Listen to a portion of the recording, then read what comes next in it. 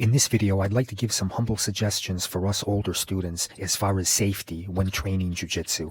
As we all know, there is a finite risk of injury while training Jiu Jitsu, but there are strategies that we can use to mitigate that risk. I would humbly suggest that safety starts with things we can do off the mat. First, I would recommend a yearly physical exam with your provider to include a full set of vitals to make sure those are stable, a physical exam to rule out any medical conditions that can contribute to injury, a full panel of labs to rule out metabolic conditions that can contribute to injury, and a full medication review. There are several over-the-counter and prescription-strength medications that have ergolytic effects, performance-diminishing effects. For example, many older students are on cholesterol medications such as statins. Statins are very well known to cause muscle aches, joint aches, and predispose to ligament and tendon injury in some older students. So a yearly physical exam with vitals, labs, and a medication review would be prudent. Next, being laser focused on a high-quality diet to include high-quality macronutrients, including protein, carbs, and fats, and also micronutrients, which can be managed with a high-quality multivitamin. And there are many excellent videos on YouTube regarding diet. Next, focusing on proper hydration. Staying hydrated is very important to contributing to safety. If somebody is looking for a formula for minimum fluid needs in a healthy adult, the Holiday Seeger formula, HOLLIDAY space SEGAR formula, does give some minimum fluid requirements for healthy adults. Next, focusing on sleep. High quality sleep is extremely important for recovery. The vast majority of growth hormone is released in pulses during sleep, and the vast majority of testosterone is produced by the testicles and released in the early morning after high quality sleep. Very important. Next is engaging in a high quality strength and conditioning program off the mat to get you stronger and more mobile. And there are plenty of programs out there. You definitely want to focus on the stimulus recovery adaptation model of sports medicine, an appropriate training stimulus followed by appropriate recovery leading to appropriate adaptation. And this training stimulus, training load will change over time as your fitness improves, or if you've taken time off and the fitness is diminished, that training load may need to be decreased also. You always want to focus on not exceeding maximum recoverable volume. What is the maximum training volume I can engage in comfortably and be able to recover safely off the mat? The next point related to this is something called relaxed consistency. You want to be consistent with your diet and hydration and sleep and training, but at a relaxed consistency, not overdoing it, not underdoing it. And that's something that changes with time also. The next related point is it will take time, especially if you haven't had a fitness routine in a while. It will take some time for your body to adapt. The last thing that many jiu-jitsu players seriously take is they avoid doing dangerous things. I have a buddy that refuses to go skydiving with his buddies or cave exploring because he says, Nick, if I injure my knee or my ankle, I can't train the next day.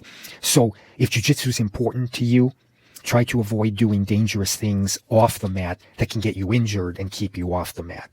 Another common thing would be if you're in the gym with your buddies lifting and for the last 2 macrocycles or mesocycles, you've been doing working sets of 10 to 15 on your lifts, and one buddy wants to max out one day. That may not be the right time to go for 1 rep maxes because the neuromuscular system and the body is just not prepared for 1 rep maxes at that time.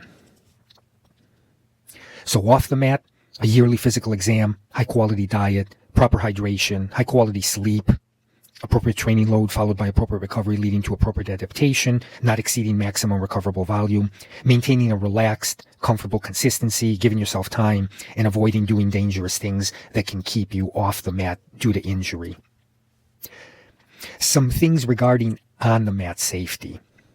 One thing that could be done is any potential student can visit 2 or 3 different gyms and kind of observe the gym culture. Is it more of a dog-eat-dog culture where everybody's going hard all the time? Is it more collegial? And this is something to your taste. But for safety's sake, you want to find a gym where everybody seems happy and healthy. Another recommendation when you start as far as safety, perhaps don't spar for the first several weeks. Grappling fitness is completely different from traditional fitness like running, walking, strength training. The good Lord designed us to navigate physical space vertically, up and down on 2 feet. He didn't design us to slither on the ground like a snake. Grappling fitness is a completely different way of moving to the body, and it's going to take several months to develop that type of neuromuscular control on the mat, unless somebody already has prior grappling experience, such as wrestling or judo.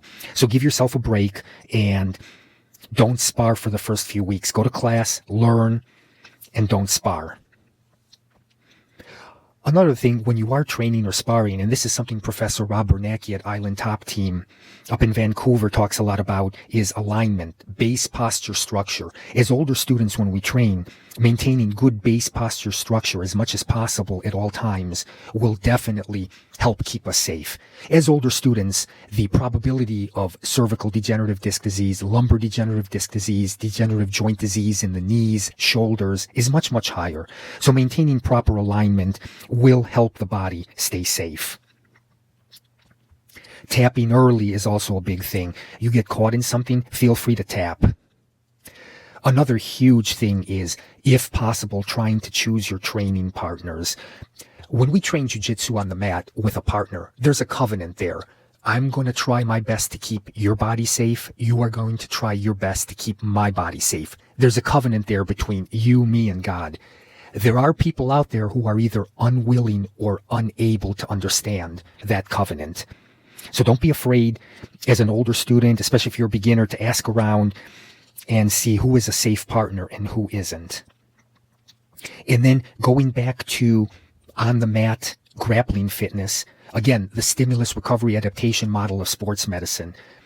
You definitely want to start giving your body a training stimulus on the mat, grappling, but you don't want to exceed maximum recoverable volume. If you're a beginner grappler and you're looking to spar for the first time or go to class for the first time, maybe go twice a week and see if that training load is appropriate for you.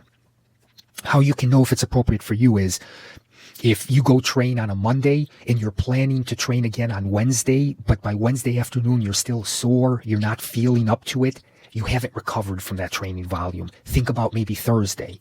If you haven't recovered, think about Friday.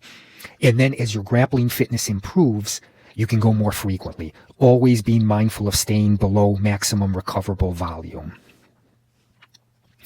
And then again, like the off-mat dynamic, a relaxed consistency. Eventually you will find a relaxed consistency of how often you want to train in the gym, where you can recover and feel like you're improving and adapting and mitigate your risk for injury. And it will take time. So safety is a very complicated multifactorial dynamic that includes discipline off the mat and also awareness on the mat of different variables.